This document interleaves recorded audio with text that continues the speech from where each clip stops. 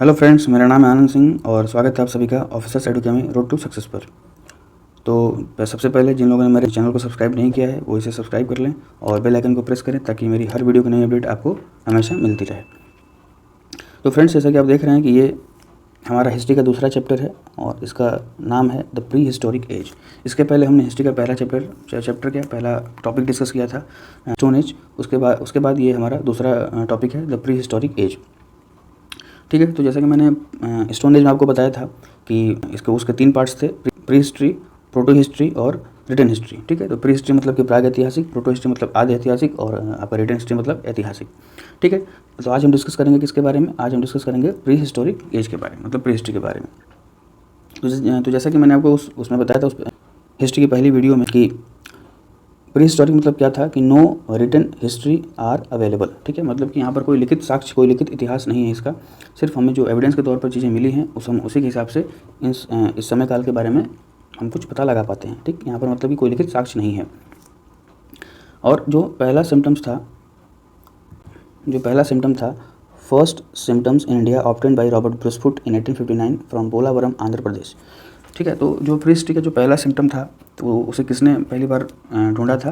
तो वो थे एक अंग्रेज़ अधिकारी थे, रॉबर्ट ब्रूसफुट। कब? इन 1859। कहाँ से? एक आंध्र प्रदेश में एक जगह है पोलावरम, वहाँ से। ठीक, तो यहाँ से क्वेश्चन आपका बन गया कि सर्वप्रथम किसने प्री हिस्ट्री के बारे में ढूंढा था? तो वो थे रॉबर्ट ब्रूसफुट 1859 में, और पोलावरम आंध्र प्रदेश से उन्होंने इसकी खोज की थी। ठीक है, तो अब आगे बढ़ते हैं। तो अब बात करते हैं हम यहाँ पर प्री हिस्ट्री डिस्कस कर रहे हैं हम यहाँ पर। तो प्री हिस्ट्री में भी देखिए 3 पार्ट हैं। पहला है पैलियोलिथिक एज मतलब कि पूरा पाषाण काल, दूसरा है मेसोलिथिक एज मतलब कि मध्य पाषाण काल, और तीसरा है आपका नियोलिथिक एज मतलब कि नवपाषाण काल। ठीक है, तो प्री हिस्ट्री कितने पार्ट्स हो गए आपके? पैलियोलिथिक एज मतलब कि पूरा पाषाण काल, मेसोलिथिक एज मतलब कि मध्य पाषाण काल, और नियोलिथिक एज मतलब कि नवपाषाण काल। ठीक है, तो प्री हिस्ट्री के 3 पार्ट्स हो गए यहाँ पर। अब आइए हम डिस्कस करते हैं आपके किसको? पैलियोलिथिक एज को, मतलब पूरा पाषाण काल को। तो पूरा पाषाण काल में देखिए इसके भी 3 पार्ट्स हैं, लोअर पैलियोलिथिक, मिडिल पैलियोलिथिक और अपर पैलियोलिथिक। लोअर पैलियोलिथिक मतलब निम्न पूरा पाषाण काल, मिडिल पैलियोलिथिक मतलब कि मध्य पूरा पाषाण काल, और अपर पैलियोलिथिक मतलब कि उच्च पूरा पाषाण काल। ठीक है, तो इसके भी 3 पार्ट्स हो गए। तो भाई हम इसमें से एक को बारी बारी से डिस्कस करते हैं और इसके बारे में जानते हैं। तो चलिए आगे बढ़ते हैं हम। चलिए तो पहला क्या था हमारा? पहला था टॉपिक पैलियोलिथिक एज मतलब कि पूरा पाषाण काल। So the palaeolithic age in India is divided into 3 phases in accordance with the types of stone tools used and also according to nature of climate change। मतलब कि जो पूरा पाषाण काल है भारत में वो 3 फेज़ में डिवाइड है, जैसे कि हमने ऊपर देखा लोअर, मिडिल और अपर। तो इंडिया में वो कितने पार्ट में डिवाइड है? 3 पार्ट में डिवाइड है, 3 फेजेज में डिवाइड है। किसके आधार पर? टाइप्स ऑफ स्टोन टूल्स मतलब कैसे वहाँ पर पत्थर के औजार मिले, यूज़ मतलब वहाँ पर लोग कैसे यूज़ करते थे, and also according to nature of climate change, और कहाँ पर किस जगह पर प्रॉपरली किस तरह का क्लाइमेट चेंज हुआ उसके अकॉर्डिंग भी हमने इसको 3 फेजेज में बांट रखा है, 3 भाग में बांट रखा है। ठीक है, तो चलिए देखते हैं। तो अब आइए, पहला इसमें क्या है? पहला कह रहा है इसमें पार्ट ए वाला लोअर पैलियोलिथिक एज का टाइम पीरियड भी देख लीजिए, 5 लाख BC टू 50,000 BC। मतलब कि जो निम्न पूरा पाषाण काल है, जो भी आपका निम्न पूरा पाषाण काल, ठीक है, इसको बोलते हैं लोअर पैलियोलिथिक, को हम बोलते हैं निम्न पूरा पाषाण काल। तो जो हमारा निम्न पूरा पाषाण काल है उसका जो टाइम एक्सपेंशन है वो कितने समय से लेकर कितने समय तक था? तो इसकी जो टाइम एक्सपेंशन है वो है 5 लाख BC से लेकर के 50,000 BC तक। मैंने BCAD का कॉन्सेप्ट भी अपने पहली वीडियो में आपको समझा चुका है। ठीक है, तो उसका जो एक्सपेंशन था, जो उसका फैलाव था, जो उसका विस्तार था, वो 5 लाख BC से लेकर के 50,000 BC तक का था। ठीक है, और इसे हम जो लोअर पैलियोलिथिक एज था इसे हम सबसे लंबे समय का मतलब इसको युग मानते हैं। ठीक, क्योंकि अगर पूछ दे कि सबसे लंबा युग कौन सा था इन सब में, तो जो लोअर पैलियोलिथिक एज था मतलब जो निम्न पूरा पाषाण काल था उसका विस्तार सबसे लंबे समय तक रहा। ठीक है, आप देख सकते हैं कि लगभग 4.5 लाख साल का इसका विस्तार है, और ये जो इसमें जो सभ्यताएँ थीं वो 4.5 लाख साल तक रहीं। ठीक है, चलिए अब आते हैं इसके पॉइंट में कुछ देख लेते हैं। The people were principally food gatherers. ठीक, तो जो इस समय के लोग थे, जो इस समय काल के लोग थे, वो क्या करते थे? खाना संग्रहक थे। ठीक, खाद्य संग्रहक मतलब कि खानों को जाकर के जगह जगह से इकट्ठा करते थे और फिर खाते थे। ठीक है, फिर आता है they took to small game hunting and lived also on fish and birds, मतलब कि ये शिकार किया करते थे, हंटिंग मतलब होता है शिकार करना, और ये and lived also on fish and birds, और ये मतलब कि मछलियों और चिड़ियों को भी खा करके जिंदा रहते थे। मतलब कि यहाँ पर आप देख सकते हैं कि जो भी जीवन है वो सिर्फ मतलब खाद्य संग्रह के रूप में मतलब घूम घूम के खाना इकट्ठा करना, शिकार करना, ठीक इसी पर निर्भर है। यहाँ पर कोई भी मतलब खुद से खाना को उपज मतलब खाने को उपज करके खाना, उसको मतलब कि कृषि करना, यहाँ पर कोई ऐसा कॉन्सेप्ट नहीं है, ठीक है। चलिए, जो यहाँ पे देखिए जो टूल्स यूज़ हुआ करते थे वो थे आपके हैंड एक्स, जो हस्त कुठार इसको बोलते हैं शुद्ध हिंदी में, हस्त कुठार, ठीक है। फिर क्लीवर्स, फिर चॉपर्स मतलब कि जो मतलब काटने के लिए काम आते हैं पत्थर, और ये सब के सब किसके बने थे? पत्थर के बने थे। तो हम क्या डिस्कस कर रहे हैं यहाँ पर? स्टोन एज का ही हम एक पार्ट डिस्कस कर रहे हैं, पाषाण युग का एक पार्ट हम डिस्कस कर रहे हैं। तो यहाँ पर जो भी आपको औजार मिलेंगे वो सब के सब किसके होंगे? पत्थर के होंगे, ठीक है। तो जितनी चीज़ें आपको दिख रही हैं, हैंड एक्सेस जो कि हस्त कुठार, क्लीवर्स, चॉपर्स, ये सब आपको किसके थे? पत्थर के बने हुए थे, ठीक। तो चलिए हम आगे बढ़ते हैं। अब नेक्स्ट क्या है हमारा? अच्छा, एक चीज़ में देख लीजिए कि जो आपका लोअर पैलियोलिथिक एज था, मतलब कि जो निम्न पूरा पाषाण काल था, वो उसके मेजर साइट्स कौन कौन से थे, मतलब कि जो उसका जो मुख्य स्थल थे जहाँ से कि इसके बारे में हमें साक्ष्य प्राप्त होता है, वो कौन कौन सी जगह थी। तो मैंने यहाँ पर लिख दिया है कुछ। तो एक था कश्मीर, फिर एक थार डिजर्ट कहाँ पर है? ये आपका राजस्थान में पड़ता है। इंडिया का इकलौता डिजर्ट है, इंडिया का इकलौता रेगिस्तान है थार डिजर्ट। जब ज्योग्राफी पढ़ाऊंगा तो मैं वहाँ पर इसके बारे में डिस्कस करूँगा। और फिर डिडवाना भी कहाँ पर है? राजस्थान में है, ठीक है। और एटसेट्रा, मतलब और भी बहुत सारे साइट्स हैं। तो मैंने यहाँ पर वहाँ से मेजर साइट्स जो कि मतलब मुख्य साइट्स हैं वो मैंने यहाँ पर उठा लिया है, ठीक है। तो चलिए अब हम आगे देखते हैं। तो बी पार्ट क्या था आपका? मिडिल पैलियोलिथिक एज, ठीक है, मतलब मध्य पूरा पाषाण काल। इसका जो एक्सपेंशन था, जो इसका विस्तार था, वो था आपका 50,000 BC से लेकर के 40,000 BC तक। मतलब कि आप देख सकते हैं यहाँ पर सिर्फ और सिर्फ ये लगभग 10,000 BC के आसपास का इसका एक्सपेंशन था, और इतने मतलब सालों में ही ये जो सभ्यता थी ये खत्म हो गई और नई सभ्यता आ गई, ठीक है। चलिए, अब देखिए इसमें क्या है पॉइंट कि it was based upon flakes, so it is also called flake culture. ये जो कल्चर था ये फ्लेक्स पर डिपेंड था। फ्लेक्स क्या होता है? फ्लेक्स मतलब होता है कि स्मॉल पीसेस ऑफ स्टोन, मतलब कि पत्थर के जो छोटे छोटे टुकड़े होते हैं उनको हम बोलते हैं फ्लेक्स, ठीक है। और ये जो सभ्यता थी वो इसी पर ज़्यादा डिपेंड थी, ये पत्थर के छोटे छोटे टुकड़ों को ही यूज़ करके अपना औजार बनाया करते थे। तो इसी के लिए जो मिडिल पैलियोलिथिक एज है, मतलब कि जो मध्य पूरा पाषाण काल है, इसको हम फ्लैग कल्चर के भी नाम से भी जानते हैं। तो एक तरह से ये भी आपको क्वेश्चन बन सकता है कि फ्लैग कल्चर हम किसको बोलते हैं? तो मिडिल पैलियोलिथिक एज मतलब कि मध्य पूरा पाषाण काल को हम फ्लैग कल्चर बोलते हैं, ठीक है। तो चलिए अब देखिए नेक्स्ट पॉइंट क्या है कि during this period fire was discovered in Zhoukoudian cave, China. मैंने इसके बारे में अपने पहले वाले वीडियो में डिस्कस किया था कि फायर की डिस्कवरी कहाँ की गई थी। तो मैंने यहाँ भी बता दिया कि जो मध्य पूरा पाषाण काल के टाइम ही किसकी खोज? आग की खोज हो चुकी थी। और इसको खोजा कहाँ गया था? इसको खोजा गया था चाउजू कोजियन केव, एक गुफा थी चाइना में, चाउजू कोजियन केव, वहाँ पर इसकी खोज की गई थी। अब देखिए हुआ क्या कि पहले के लोग क्या थे, मतलब कि घूम घूम के खाना ढूंढते थे, ठीक है, शिकार किया करते थे। लेकिन जब आग की खोज हो गई तो आग की खोज होते ही सारे के सारे सिस्टम बदल गए। अब क्या था कि कोई अगर एक आग जला रहा है तो एक बहुत ही वो इम्पॉर्टेंट चीज़ होगी उस समय में कि भाई इसके पास आग है, मतलब इसने आग जला रखी है। तो वहाँ से क्या हुआ कि एक जो मेल फीमेल का जो बाइफर्केशन है, जो एक डिफ्रेंशिएशन है, वो वहाँ से स्टार्ट हो गया, ठीक है। मतलब मेल अब क्या करेगा, जो मेल लोग थे ग्रुप के वो कहाँ जाएंगे? वो अब जाएंगे हंटिंग करने, मतलब कि शिकार करने। और जो आपकी फीमेल होंगी, ठीक, जो लोग फीमेल होंगी वो अब क्या करेंगे? आग जला रखेंगे, मतलब आग को बुझाएंगे, क्योंकि भाई आज के ज़माने में ना लाइटर था, ना ही वहाँ पर मैचस्टिक, ना ही माचिस था, ना ही कुछ और तरीके थे कि आप आग इजीली जला सकें। तो अगर एक बार आग जल गई तो उसको हमेशा जलाए रखने की बहुत बड़ी चुनौती हुआ करती थी। तो आग के जलते ही सारी की सारी चीज़ें बदल गई, सारा का सारा एक नज़रिया बदल गया। तो अब क्या होगा यहाँ पर मतलब डिफ्रेंशिएशन आने लगा कि जो मेल होंगे वो बाहर जाएंगे शिकार करने। देखिए यहाँ पर भी क्या था कि जो हम मेल की बनावट होती है, मैं यहाँ पर देखिए मैं कोई जेंडर इनइक्वालिटी टाइप की बात नहीं कर रहा हूँ मैं। जो मेल होते हैं उनकी बनावटी ऐसी होती है कि वो हार्ड वर्क के लिए जाने जाते हैं। मतलब hard work in the sense की मतलब कि कठोर जो काम होते हैं, बाहर जाके जो मेहनत करना, धूप में तपना, इस सब टाइप की चीज़ें होती हैं। तो वो लोग यहाँ पर जो मेल हैं वो प्रेफर करते हैं। तो वो जो मेल थे उन लोगों ने क्या किया, उन लोगों ने हंटिंग को चूज़ किया कि हम बाहर जाकर शिकार करेंगे और खाना लाएंगे। और जो फीमेल थी उस टाइम की जो महिलाएँ थीं उन लोगों को काम दिया गया कि आप आग को जलाए रखेंगी, ठीक है। जैसे देखिए कुछ जगह ऐसी होती हैं कि फ़ीमेल को वहाँ पर काम करना मना होता है, ठीक है। जैसे कि आप एक छोटा सा एग्जांपल ले सकते हैं कि माइनिंग में जो माइनिंग का काम होता है, जो कि मतलब जो खदानें होती हैं उसके अंदर जाना उनको मना होता है, ठीक है। क्यों? क्योंकि फीमेल में क्या होता है कि जो माइंस होती हैं, माइंस जो होती हैं उनके अंदर आप जाएंगे तो एक उसमें गैस होती है, मीथेन गैस होती है, ठीक है।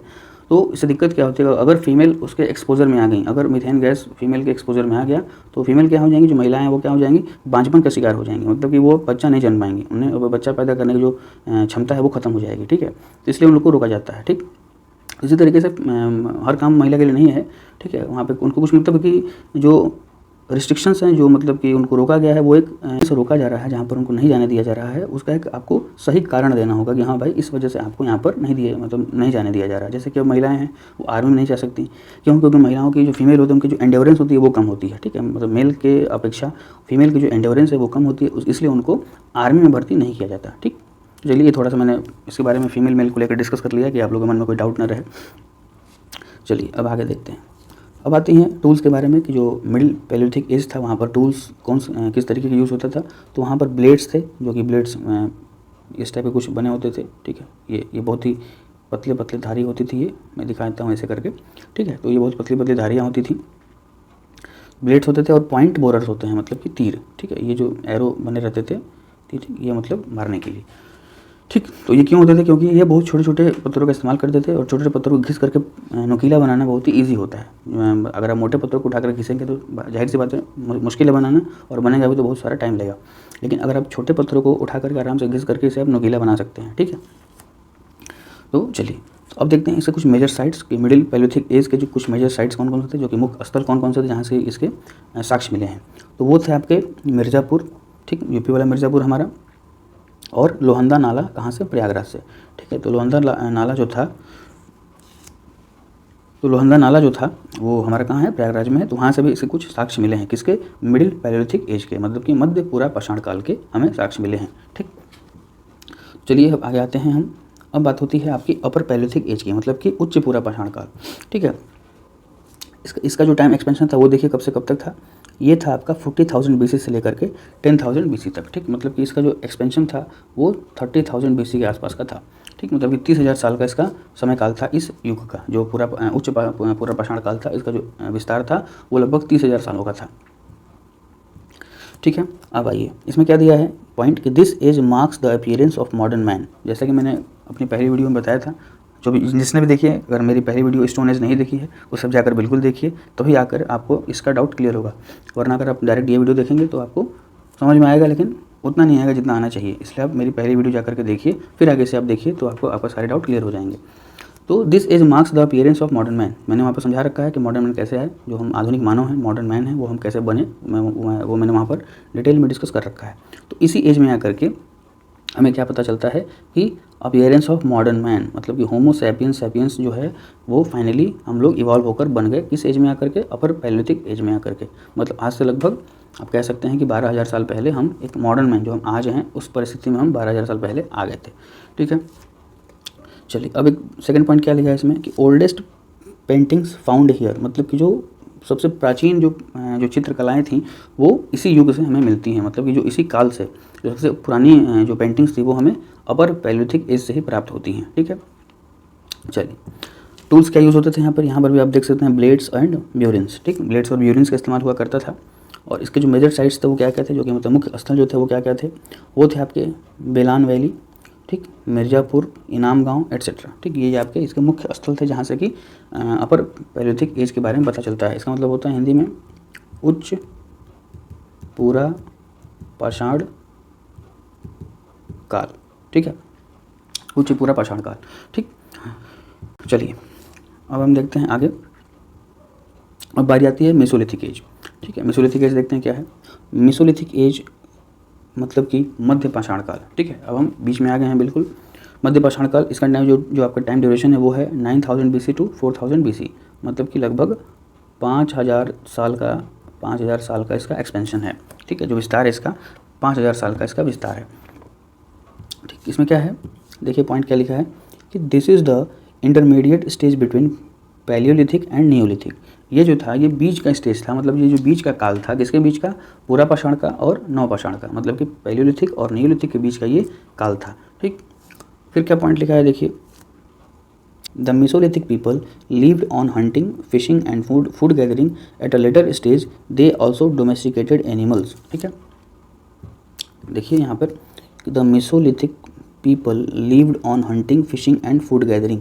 जो मध्य पाषाण काल के लोग थे, मेसोलिथिक एज के जो लोग थे, वो शिकार पे, मछलियों पे और खाद्यान्न इकट्ठा करने पर ही निर्भर थे, जिंदा रहते थे, ठीक है। लेकिन आगे चलकर at a later stage they also domesticated animals, लेकिन आगे चलकर इन्होंने क्या किया कि इन्होंने पशुपालन भी स्टार्ट कर दिया, मतलब कि पशुओं को पालना भी इन्होंने शुरू कर दिया। तो अगर आपसे पूछा जाए कि पशुपालन सबसे पहले किस काल में मिला या किस काल में इसका जिक्र किया गया है, तो मध्य पाषाण काल में इसका जिक्र किया गया है। इसमें मध्य पाषाण काल में पशुओं को पालने का जिक्र किया गया है, या उसमें उसको पाला गया था। चलिए अब देखिए नेक्स्ट पॉइंट कि Adamgarh and in MP and Bagor in Rajasthan provide the earliest evidence for the domestication of animals in India. मतलब कि आदमगढ़, ये सॉरी यहाँ पर ये गढ़ है, ये ओ हो गया, इसको आप इग्नोर, इसको आप खुद से बना लीजिएगा।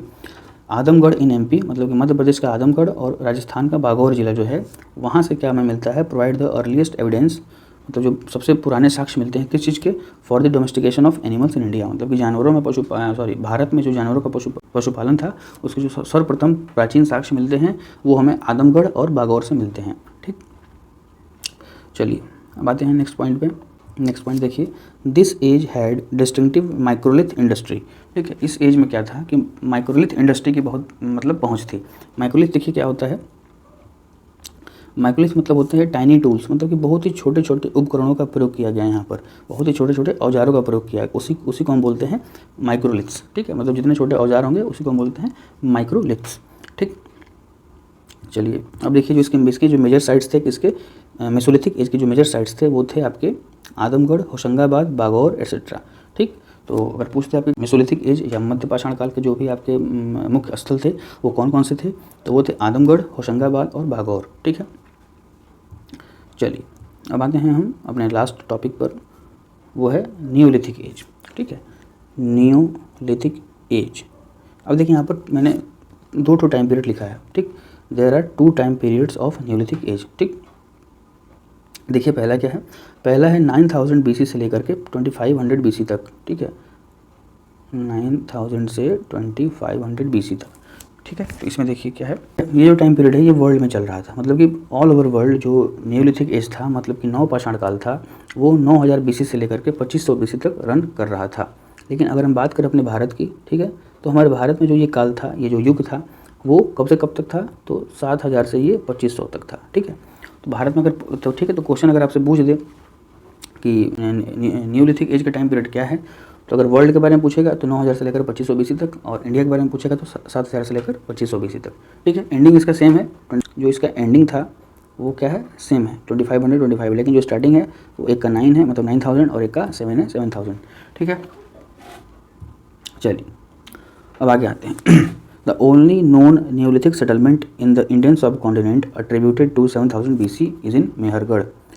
तो इससे क्या पता चलता है कि जो इकलौता मतलब नॉन न्यूलिथिक सेटलमेंट है, जैसे कि हम जानते हैं इकलौता जो हमारी जानकारी में जो नवपाषाण काल में जो सेटलमेंट थी वो कहाँ पर है, भारत में। तो वो हमें पता चली, मतलब ये शासनकाल जब इसका जब युग चल रहा था 7000 BC का, तो वो हमें पता चला मेहरगढ़ में। ठीक, तो मेहरगढ़ में किसके बारे में पता चलता है हमें, नवपाषाण काल के बारे में हमें मेहरगढ़ से पता चलता है। देखिए मेहरगढ़ कहाँ पे है, तो Mehrgarh located on the banks of Bolan river, ये बोलान नदी के आसपास बसा हुआ है, उसके किनारे बसा हुआ है, और which is called the bread basket of Balochistan. मतलब कि आप समझ सकते हैं कि बोलान रिवर के आसपास के क्षेत्र को या मेहरगढ़ को हम क्या बोलते हैं, ब्रेड बास्केट ऑफ बलूचिस्तान। यहाँ से भी क्वेश्चन बन सकता है कि ब्रेड बास्केट ऑफ बलूचिस्तान किसे बोलते हैं, मतलब कि ब्रेड का टोकरी कह लीजिए, आटे की टोकरी कह लीजिए, गेहूँ की टोकरी कह लीजिए, किसे बोलते हैं बलूचिस्तान का, तो बोलते हैं मेहरगढ़ को। ठीक है, चलिए आगे बढ़िए कि this was the food producing start. ठीक, अब देखिए यहाँ पर क्या पता चलता है हमें, this was the food producing starts where the humans begin to domesticate animals and cultivate plants. यहाँ से क्या होता है कि अब इंसान क्या करते हैं कि खाना जो है, जो खाद्यान्न है वो उगाना शुरू करते हैं, उसको प्रोड्यूस करना शुरू करते हैं। तो यहाँ से क्या पता चलता है हमें कि क्या शुरू हो गई, यहाँ से शुरू हो गई कृषि। ठीक है, यहाँ से हमें पता चलता है कि कृषि शुरू हो चुकी है, मतलब कि एग्रीकल्चर। ठीक है, तो अगर आपसे पूछे एक क्वेश्चन कि एग्रीकल्चर कब स्टार्ट हुआ, किस एज में स्टार्ट हुआ, तो एग्रीकल्चर आपका नवपाषाण काल में स्टार्ट हुआ था, न्यूलिथिक एज में स्टार्ट हुआ था। ठीक है, तो इस समय से क्या हुआ कि लोग खाद्यान्न उगाने लगे, उसको प्रोड्यूस करने लगे, where the humans began to domesticate animals and cultivate plants. मतलब लोग जो थे तो पहले से ही जो जानवर थे उनको डोमेस्टिकेट करने लगे थे, मतलब कि घरेलू बनाने लगे थे, पालतू बनाने लगे थे, और धीरे धीरे पौधे उगाने भी लगे थे। ठीक, चलिए नेक्स्ट देखिए, नेक्स्ट पॉइंट क्या है कि अमंग द प्लांट, मतलब कि पौधों में भी wheat and barley were the earliest grown cereals. ठीक है, जो वीट और बार्ले थे वो सर्वप्रथम उगाए गए थे। ठीक है, तो अगर पूछ दे आपसे कि कौन से वो दो मतलब अनाज थे जिसको उगाया गया था, तो वीट और बार्ले मतलब गेहूं और जौ। ठीक है, गेहूं और जौ जो था उसको पहली बार इंसानों ने उगाया था। ठीक है, अब यहाँ पर देखिए कि टूल्स कैसे यूज़ हुआ करते थे। तो टूल्स देखिए आप, तो टूल्स लाइक पॉलिश्ड स्टोन, मतलब कि बिल्कुल यहाँ पर अब लोग क्या हो गए थे, एडवांस हो गए थे, और यहाँ पर अब पॉलिश्ड तरीके के टूल्स आ गए थे जो कि मतलब बिल्कुल पॉलिश किए हुए चमकते हुए औजार थे। सच एज स्टोन एक्सेस, पत्थरों के मतलब कुल्हाड़ी बन गई थी, and tools made up of bones, और हड्डियों के भी कुछ औजार बनने लगे थे। ठीक है, हड्डियों तो पहले से भी होता था, तो यहाँ पर पत्थरों के औजार और हड्डियों के औजार दोनों मिक्स हुआ करते थे। ठीक, मतलब मिक्स तरीके से बनाए जाते थे। अब देखिए कि क्या है यहाँ के मेजर साइट देखिए कि न्यूलिथिक के जो मुख्य स्थल थे वो कौन कौन से थे। तो वो थे आपके मेहरगढ़, गुफकराल, सॉरी ये वी नहीं है, ये आपका के है। ठीक है, गुफकराल है, गुफकराल और बुरजाहोम। ठीक, तो ये आपके कुछ मुख्य स्थल थे इसके मेहरगढ़ न्यूलिथिक एज के। कौन कौन से थे? मेहरगढ़ था, गुफकराल था और बुरजाहोम। ठीक है, चलिए अब आते हैं, इसको थोड़ा ऊपर करते हैं। अब देख कुछ नोट, मैंने यहाँ कुछ इंपॉर्टेंट नोट लिखा दिया है, उसको जरा आप देख लीजिए कि Bagor in Rajasthan on the river Kothari is the largest mesolithic site in India. ठीक है, तो अगर बात करें कि जो भारत में सबसे बड़ा मध्य पाषाण काल का जो इकलौता जो साइट है वो कौन सा है, जो सबसे बड़ा है, तो वो है राजस्थान का बागौर जिला, जो कि मध्य पाषाण काल का सबसे बड़ा स्थल है। जो कि सबसे बड़ा हमें साइट अब तक भारत में मिला है वो है बागौर, जो कि राजस्थान में है। किसका सबसे बड़ा साइट है? तो मेसोलिथिक साइट, मेसोलिथिक एज का ये सबसे बड़ा साइट है। ठीक, सेकंड देखिए क्या है, the earliest evidence of cultivating wheat and barley, जो कि हमें सबसे मतलब प्राचीन जो साक्ष्य मिले हैं किसके, गेहूं और जौ के उगाने को लेकर के, and domestication of sheep and goat, और भेड़ और बकरियों को जो पालने का साक्ष्य मिला है, कम्स फ्रॉम मेहरगढ़, बलूचिस्तान, पाकिस्तान। ठीक है, जो हमें सबसे पुराने साक्ष्य मिले हैं किसके, वीट और बार्ले उगाने के, मतलब गेहूं जौ को उगाने के और भेड़ बकरियों को पालने के, वो कहाँ से मिले हैं? वो हमें मिले हैं मेहरगढ़ से। ठीक है, और फिर लास्ट में क्या लिखा है कि there are also evidences of the earliest villages, और यहाँ पर कुछ पुराने गाँवों के भी साक्ष्य मिले हैं। ठीक है, तो ये रहा हमारा पूरा आज का वीडियो, इसका एक्सप्लेनेशन। आइए एक बार हम इसको रिवाइज कर लेते हैं। क्या, आइए हम देख लेते हैं, थोड़ा सा मैं बस ब्रीफ में बता दूँ। हिस्टोरिक एज के बारे में हमने पढ़ा, मतलब कि यहाँ पर कोई लिखित साक्ष्य नहीं था। जो पहला इन्होंने साक्ष्य ढूंढा वो था रॉबर्ट ब्रूसफुट। कब ढूंढा इन्होंने? 1859 में। कहाँ से? पोलावरम, आंध्र प्रदेश से। ठीक है, पृष्ठि को हमने देखा कि 3 भागों में हमने डिवाइड किया। कौन से 3 भाग थे ये थे पैलियोलिथिक मतलब कि पुरापाषाण काल, मेसोलिथिक मतलब कि मध्य पाषाण काल, न्यूलिथिक मतलब कि नवपाषाण काल। ठीक है, अब आइए पैलियोलिथिक के भी 3 पार्ट, लोअर, मिडिल, अपर, निम्न, मध्य और आपका उच्च। ठीक, और उसके बाद हमने इसको डिटेल में डिस्कस किया। ठीक, अब इसको मैं दोबारा इसको डिस्कस नहीं करूँगा, बस मैंने बता दिया, और फिर इसको हमने डिटेल में डिस्कस किया। और इसको आप बिल्कुल 1-2 बार वीडियो देखेंगे, आपका सब कुछ डाउट क्लियर हो जाएगा। और हमारी PDF फ्री है, जैसे कि हम आपको हमेशा बताते हैं कि जो इसकी PDF है आपको कहाँ मिलेगी। इसकी PDF आपको डिस्क्रिप्शन बॉक्स में अटैच रहेगी, आप वहाँ से इसको डाउनलोड करिए और बिल्कुल अपनी पढ़ाई करिए, रिवाइज़ करिए। और मैं उम्मीद करता हूँ कि आपके सारे क्वेश्चंस यहाँ से, अगर इस सेक्शन से कुछ आता है तो आप बिल्कुल ईजिली उसको सॉल्व कर लेंगे। ठीक है, तब तक के लिए थैंक यू। और अगर मेरी वीडियो आपको अच्छी लगे, अगर मेरा एक्सप्लेनेशन आपको अच्छा लगे, तो आप मेरी वीडियो को लाइक करिए, इसे शेयर करिए और मेरे चैनल को सब्सक्राइब करिए। और एक आपसे निवेदन और है कि आप बेल आइकन को प्रेस करना ना भूलें। ठीक है, बेल आइकन को प्रेस करिए और उसे ऑल पर करिए। ठीक, क्योंकि मेरे सारे वीडियो की नोटिफिकेशन आपको मिलती रहे और आप हमेशा अपडेट होते रहें। ठीक है, तो ठीक है, तब तक के लिए धन्यवाद। मिलते हैं अपनी अगली वीडियो में।